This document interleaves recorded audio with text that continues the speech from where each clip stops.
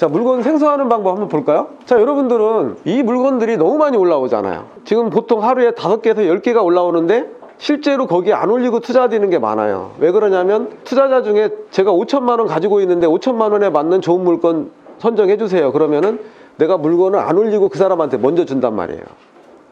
그러면 3천만 원짜리 나오면은 그 사람에게 먼저 주고 그분에게 투자가 이루어졌기 때문에 물건이 안 올라가는 것도 있고, 이런 물건을 20건 30건을 줘도 다 안 올려요. 제가 소득이 없다라든지 LTV가 높다라든지 이런 걸 올리질 않아요. 제가 어쨌든 이런 물건이 올라올 때, 자, 제가 이제 그 채무자하고 상담을 하면서 궁금했어요. 저도 그 중개업체가 이거 소개가 들어왔는데 혹시 그 중개업체는 어떻게 하셨어요? 그랬더니 이 사람이 하는 얘기가 네이버에 아파트 담보대출을 치니까 그쪽 업체가 딱 뜨더라는 거예요. 중개업체가. 다시 한번요, 여러분들은 수수료 없이 투자하는 방법은 아파트 담보대출을 네이버에 치시면은 담당자가 뜰 거예요. 전화번호 업체가. 그러면은 그쪽에 연락을 하면은 그 사람들은 여러분에게 수수료를 몇 프로 달라고 할까요? 여러분들은 내가 한 50억 가지고 있는데 1%로 합시다. 여러분이 50억이 없어도 저한테 줄건 주면 여기는 지금 500억이 돌아가고 있기 때문에 제가 50억 있는데 1% 드릴게요, 수수료. 그러면 그 사람하고 1% 나하고 협약을 하는 거예요. 그 사람이, 자, 이 모집인은 은행에 가시면, 자, 여기 보면은 아파트 돌아다니면 이렇게 써 있어요. 여기 아파트 담보대출 담당자 전화번호가 써 있어요. 여기에 전화를 하시면은 담당자가 저 아파트 얼마 대출 가능해요? 얼마까지 가능합니다. 담보비율 70%입니다. 80%입니다.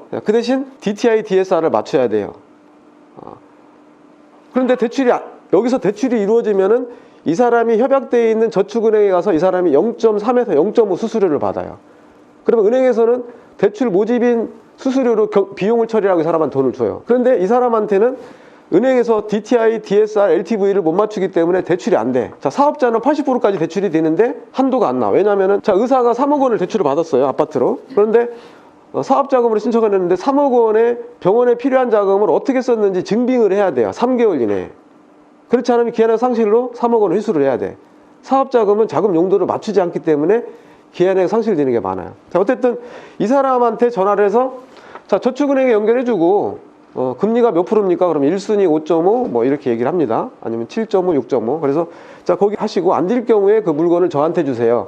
그럼 제가 투자를 하겠습니다. 이렇게. 그래서 그 물건을 아까 같은 양식을 내가 엑셀 파일을 드릴 테니까 여러분들이 거기에 작성을 해서 저한테 주시면은 이 사람한테 1% 주고 저한테는 2.25를 줘서 여러분들 1.25를 먹는 거예요. 여러분들 수수료 없이 투자하는 방법은 이 사람한테 전화하는 방법, 네이버에 아파트 담보대출을 치는 방법. 자, 또 한 방법은, 자, 이 사람이 물건을 어떻게 받았습니까? 그랬더니 농협에 제가 아시는 분이 있는데 농협에 상담하러 왔다가 LTV, DTI, DSR을 못 맞춰서 이쪽으로 물건을 던져요.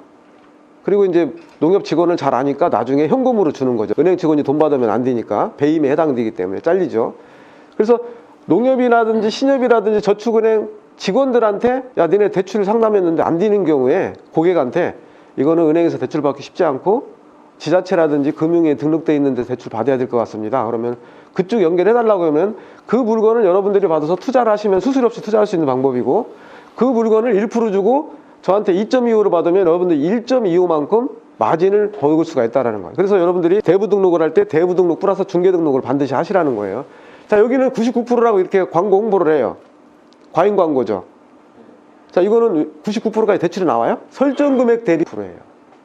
어쨌든 이렇게 홍보를 한다. 자, 여기 아가씨가 이쁘니까 사귀실 것 같지 않아? 그럼 전화번호가 나오면 여기한테 먼저 전화를 해.